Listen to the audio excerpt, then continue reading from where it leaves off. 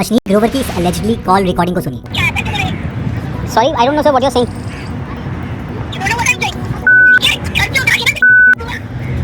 Are you drunk sir by any chance?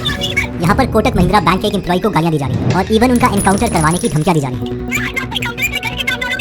इस call के पीछे की स्टोरी ये है कि अश्नीर को नायका आईपीओ के शेयर्स खरीदने थे और इसके लिए वो कोटक से 500 करोड़ का एक लोन लेने वाले थे और इसकी सारी फॉर्मेलिटीज भी पूरी हो गई थी। बट बिल्कुल लास्ट मोमेंट में कोटक ने इस लोन को कैंसिल कर दिया और अश्नीर को करोड़ों का नुकसान हो गया, जिसके बाद अलेजेडली उन्होंने कॉल में गालियां दी और कोटक को लीगल नोटिस भी भेज दिया। पर सवाल ये उठता है कि एक मिलियनर होते हुए भी अश्नीर शेयर्स खरीदने के लिए बैंक से लोन क्यों ले रहे थे। दरअसल यहाँ पर अश्नीर लोन लेके और भी ज्यादा पैसे कमाने और अमीर बनने की प्लानिंग कर रहे थे और फाइनेंसिंग में से लेवरेजिंग कहा जाता है। यहाँ अगर नायका के शेयर्स की वैल्यू अपने खरीदे हुए प्राइस से 1% भी बढ़ती तो लोन की वजह से उन्हें 1% of 500 crore which is 5 crore का प्रॉफिट उन्हें मिल जाता। इस कॉन्सेप्ट को हम आगे डिटेल में समझेंगे। अब हमें से कई लोग ये सोचते होंगे कि लोन लेना तो एक बैड आइडिया है और भला लोन लेके कोई पैसे कैसे कमा सकता है। बट हम ऐसा इसलिए बोल रहे हैं क्योंकि हम में से ज्यादातर लोग ये नहीं जानते कि दुनिया के रिचेस्ट लोग अमीर बनने के लिए सबसे ज्यादा लोन्स का ही इस्तेमाल करते हैं। बट हमारे लिए ये भी जानना जरूरी है कि ज्यादातर इंडियन लोन्स लेने से डरते क्यों हैं और क्या रीजन है कि मिडिल क्लास लोग लोन्स को नेगेटिवली देखते हैं। इसे समझने के लिए इस डेटा को देखिए। यहाँ पर पर्सनल लोन सबसे ज्यादा पॉपुलर है और इसके साथ ही आज मैक्सिमम इंडियंस कार लोन्स और क्रेडिट कार्ड लोन्स भी ले रहे हैं और ये सारे लोन्स बैड डेट की कैटेगरी में आते हैं, जिसका मतलब है कि हम ये लोन्स लेके लायबिलिटीज खरीद रहे हैं जिसके बदले हमारी कोई इनकम जनरेट होती ही नहीं। उल्टा इसके लिए हमें हमारी जेब से एडिशनल पैसे खर्च करने पड़ते हैं। फॉर एग्जांपल एक रीसेंट सर्वे के अकॉर्डिंग आज हर 5 में से एक इंडियन अपने ट्रैवल के बिल्स पे करने के लिए पर्सनल लोन ले रहे हैं और 10% इंडियंस तो अपने ईएमआई और क्रेडिट कार्ड के ड्यूज भरने के लिए लोन ले रहे हैं। वहीं दूसरी तरफ अमीर लोग लोन्स लेके अपने लिए कोई बंगलो या कार नहीं खरीदते, बल्कि इस लोन से वो एसेट्स खरीदते हैं जिससे वो और ज्यादा अमीर बन पाए। फॉर एग्जांपल वो लोन पे लिए हुए पैसों को रियल एस्टेट, स्टॉक्स या बिजनेस में लगाते हैं जिससे उन्हें अपने लोन की ईएमआई से ज्यादा रिटर्न्स मिलते हैं। इनफैक्ट हर वेल्दी इंसान काफी सारे लोन्स लेके ही आज वेल्दी बने हैं और ये मेरा नहीं, क्रेडिट्स के फाउंडर कुणाल शाह का मानना है। Every wealthy person has become wealthy by taking a lot of loans. But यहाँ डिफरेंस यही है कि ये सारे लोन्स गुड डेट की कैटेगरी में आते हैं जिसे एसेट्स में या फिर उस बिजनेस को एक्सपैंड करने के लिए इन्वेस्ट किया जाता है ताकि वो हजारों करोड़ों रुपए के प्रॉफिट कमाए। अब हमें से कई लोग सोचते होंगे कि वन, हम जैसे मिडिल क्लास लोगों को ऐसे इन्वेस्टमेंट करने के लिए भला पैसे कौन देगा, और सेकंड, इवन अगर हमें लोन मिल भी जाता है तो एक आम आदमी की रिस्क टेकिंग एबिलिटी होती कितनी है। वो लोन वाले पैसों को ऐसी जगह लगाने का रिस्क कैसे ले जहाँ पर पूरे पैसे डूबने के चांसेस हैं। और ये पॉइंट एकदम ठीक है। किसी भी नॉर्मल मिडिल क्लास आदमी को अश्नीर ग्रोवर की तरह 500 करोड़ का लोन कोई भी नहीं देगा, ना ही उन्हें कोई रियल एस्टेट या किसी बिजनेस में इन्वेस्ट करने के लिए लोन आसानी से मिलने वाला है। और इस प्रॉब्लम का सोल्यूशन यही है कि हम स्टार्टिंग में वहां से शुरू करें जहाँ पर बहुत ही कम पैसे लगा के हमें ज्यादा ग्रोथ मिल सके, बेशक वो शुरुआत कितनी ही छोटी क्यों ना हो। और कुछ ऐसा ही इन नॉर्मल मिडिल क्लास लेडीज ने आज से 60 साल पहले किया है। इन्होंने 1600 करोड़ की कंपनी खड़ी कर दी और वो भी बिना किसी एजुकेशन और बिना किसी बिजनेस एक्सपीरियंस के, वो भी अपने घर की छत से शुरू करके। हम बात कर रहे हैं लिज्जत पापड़ की और इनके फाउंडर्स ने पहले दिन सिर्फ 4 पैकेट बेचे थे और काफी कम लोगों को ये पता है कि इस कंपनी को 1959 में 7 मिडिल क्लास गुजराती लेडीज ने शुरू किया था ताकि उनको घर चलाने के लिए कुछ एक्स्ट्रा पैसे मिल सके और इसे शुरू करने के लिए उन्होंने 80 रुपए का एक छोटा सा लोन लिया था। वही आज लिज्जत पापड़ इतना सक्सेसफुल है कि ये ऑलमोस्ट 50,000 लोगों को एम्प्लॉयमेंट दे रहा है और इनका एनुअल टर्नओवर 800 करोड़ से भी ज्यादा है। ठीक इसी तरीके से 1978 में ये लड़की एक पुराना गराज रेंट पे लेती है और पूरे दिन गर्मी में यहाँ काम करती रहती है ताकि वो अपनी बायोटेक्नोलॉजी कंपनी खोल सके। और शुरू में तो इसने सपोर्ट नहीं किया, बल्कि उल्टा इनके साथ कोई काम करने के लिए भी रेडी नहीं था। और finally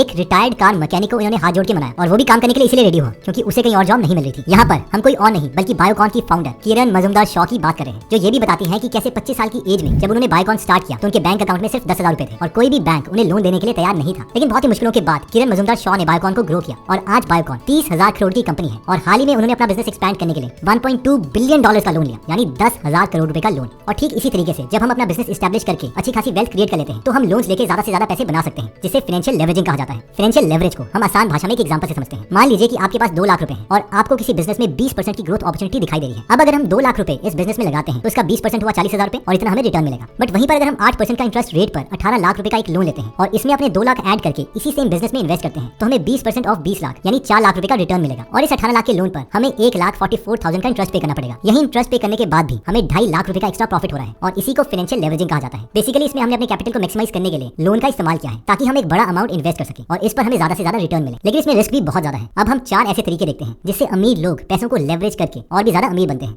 method 1, investing in commercial properties, जिसमें हम रेंटल इनकम अर्न कर सकते हैं। इसकी एक बहुत ही इंस्पायरिंग स्टोरी है। इमेजिन कीजिए एक इंसान है जिसकी 5,000 रुपए की सैलरी है और वो एक छोटी सी दुकान में हेल्पर का काम कर रहा है और वो इस मेथड को यूज करता है तो उसे आज कितना रेंट मिलता होगा? 50,000 रुपए, 1 लाख रुपए? नहीं, 2021 में इन्हें 769 करोड़ का रेंट मिला है। इनफैक्ट इन्हें सिर्फ एक बिल्डिंग से 4 करोड़ रुपए पर मंथ का रेंट मिलता है। इनका नाम है विजय अग्रवाल, जो कि एक सत्वा ग्रुप नाम की रियल एस्टेट कंपनी के आज मैनेजिंग डायरेक्टर है और इनकी खुद की नेटवर्थ 4,000 करोड़ से भी ज्यादा की है। और अगर हमें भी लोन लेके ज्यादा से ज्यादा प्रॉफिट या रेंटल इनकम कमानी है तो हम उन प्रॉपर्टीज को खरीद सकते हैं जो अपनी एक्चुअल वैल्यू से काफी कम प्राइस में बिक रही है। और इसे करने का तरीका गेरी केलर ने अपनी book millionaire real estate investor में बताया है। बेसिकली वो बताते हैं कि कई प्रॉपर्टीज हैं जो फैमिली डिस्प्यूट्स, फैमिली इमरजेंसीज या फिर लोन प्रॉब्लम के चलते काफी डिस्काउंटेड प्राइस में बिक जाती हैं और हमें ऐसी ही प्रॉपर्टीज को ढूंढना है। फॉर एग्जांपल आज गोवा की जो प्रॉपर्टी प्राइस की ग्रोथ है और रेंटल यील्ड है वो बहुत ज्यादा है और अगर हम इस वेबसाइट पे जाएं तो हमें यहाँ गोवा की वो सारी प्रॉपर्टीज दिखेंगी जिसके ओनर लोन लोन रीपे नहीं कर पा रहे हैं, सो बैंक इन प्रॉपर्टीज को काफी सस्ते प्राइस में ऑक्शन करता है। जैसे कि यहाँ गोवा के पॉश एरिया के 2 घर सिर्फ 70 लाख के ऑक्शन में बिक रहे हैं, जो कि इसकी रियल मार्केट वैल्यू से काफी कम है। और as a thought experiment let's say कि हम 10 लाख का डाउन पेमेंट करके 70 लाख रुपए का एक लोन लेते हैं और इस प्रॉपर्टी को खरीद लेते हैं, रेनोवेट करते हैं, तो इसकी वैल्यू एटलीस्ट 20 से 30 लाख ज्यादा की तो हो जाएगी और हम इसे हर महीने अपने लोन की ईएमआई से भी ज्यादा रेंटल इनकम अर्न कर सकते हैं। और इसके साथ ही अगर घर का प्राइस 5 या 6 साल में बढ़ जाता है या डबल के आसपास हो जाता है तो ये लोन एक गुड डेट कहलाएगा, ना कि बैड डेट।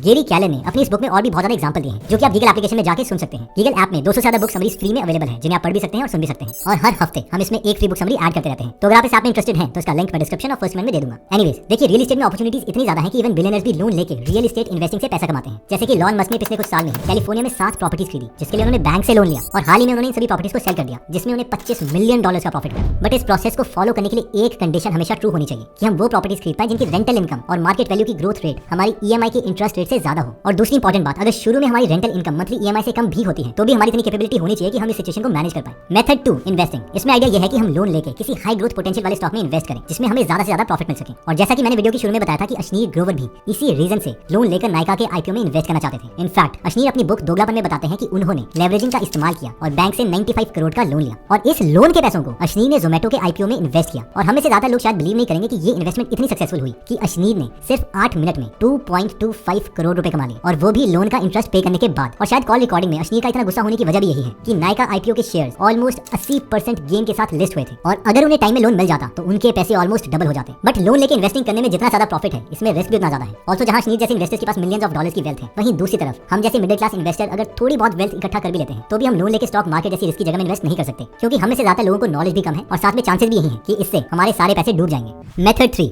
बट अगर हम रियल एस्टेट और स्टॉक की उतनी नॉलेज नहीं रखते हैं तो हम लेवरेजिंग का इस्तेमाल अपने बिजनेस प्रॉफिट्स को बढ़ाने के लिए कर सकते हैं। और इसमें 2 तरीकों से हम लोन लेके अपने बिजनेस को एक्सपैंड कर सकते हैं। पहला तरीका यह है कि जैसे हाल ही में मुकेश अंबानी ने $5 बिलियन का एक लोन लिया, जो अब तक की हिस्ट्री में इंडिया का सबसे बड़ा कॉर्पोरेट लोन है। बेसिकली उन्होंने ये लोन अपने बिजनेस को एक्सपैंड करने के लिए और पूरे देश में 5G नेटवर्क को बढ़ाने के लिए लिया है। इवन वेदांता ग्रुप के चेयरमैन और फाउंडर अनिल अग्रवाल भी ये बताते हैं कि कैसे जब वो अपना माइनिंग बिजनेस ग्रो करना चाह रहे थे तो उन्हें कोई 50 लाख का लोन भी नहीं दे रहा था। तो अनिल अग्रवाल जी ने धीरूभाई अंबानी जी को अप्रोच किया और उन्हें एक पार्टी में बुलाकर उस बैंक के मैनेजर से मिलवाया, जिसके बाद वो बैंक मैनेजर इतना इंप्रेस्ड हो गया कि उन्होंने अनिल अग्रवाल जी को 50 लाख का लोन दे दिया। और आज वेदांता ग्रुप इंडिया की सबसे बड़ी माइनिंग कंपनीज में से एक है और अनिल अग्रवाल जी खुद एक बिलियनर है। सो अगर हमें अपने एक्जिस्टिंग बिजनेस में स्कोप दिखता है और अगर हमें इसमें लोन का इंटरेस्ट रेट से डबल या इवन ट्रिपल वाली ग्रोथ अपॉर्चुनिटी दिखती है तो हम भी लोन लेके अपने बिजनेस को एक्सपैंड कर सकते हैं। आइए इस पे एक थॉट एक्सपेरिमेंट करते हैं। अगर हमारा एक रेस्टोरेंट का बिजनेस है जिसकी ग्रोथ बहुत ही अच्छी है, इतनी अच्छी कि इवन किसी दूसरे टाउन या एरिया में भी हमारे लिए डबल ग्रोथ अपॉर्चुनिटी है, तो सिर्फ ऐसी सिचुएशन में हम अपना लोन लेके उस पर्टिकुलर टाउन या एरिया में अपने रेस्टोरेंट की एक और ब्रांच खोल सकते हैं, ताकि हमें इस ग्रोथ अपॉर्चुनिटी का ज्यादा से ज्यादा फायदा मिले। सेकंड, एक बार अगर हमारा एक पर्टिकुलर बिजनेस वेल एस्टैब्लिश्ड और सक्सेसफुल हो जाता है तो हम लोन लेके किसी दूसरे बिजनेस में भी पैसे इन्वेस्ट कर सकते हैं या फिर उन्हें पूरी तरह से बाय आउट भी कर सकते हैं। इस प्रोसेस को लेवरेज्ड बाय आउट कहा जाता है। कई बिलियनियर्स इसे यूज करके दूसरे प्रॉफिटेबल कंपनीज को एक्वायर करते हैं। फॉर एग्जांपल, गौतम अदानी को जब सीमेंट इंडस्ट्री में ग्रोथ दिखी तो उन्होंने खुद का बिजनेस नहीं खोला, बल्कि उन्होंने एसीसी और अंबुजा सीमेंट को एक्वायर करने का प्लान बनाया और इसके लिए उन्होंने 32,000 करोड़ का लोन लिया। अब स्मॉल बिजनेस ओनर्स तो इतना बड़ा लोन नहीं ले सकते, बट इस मेथड को समझ सकते हैं और शायद कभी सही टाइम आने पर छोटे स्केल में हम इस आइडिया को इंप्लीमेंट कर पाए।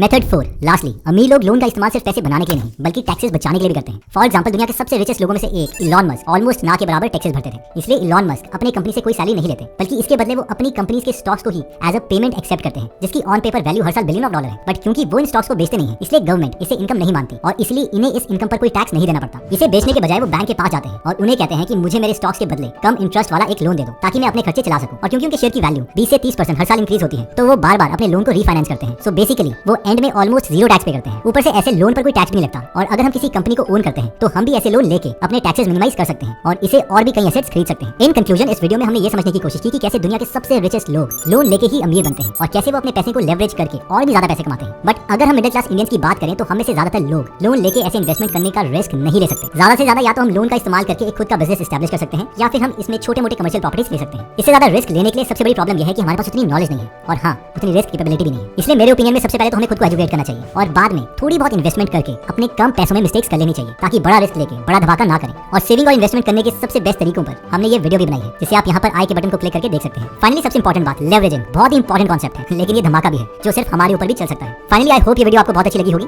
और इसे जरूर अपने फैमिली वाले ग्रुप में व्हाट्सएप में जरूर शेयर कीजिए।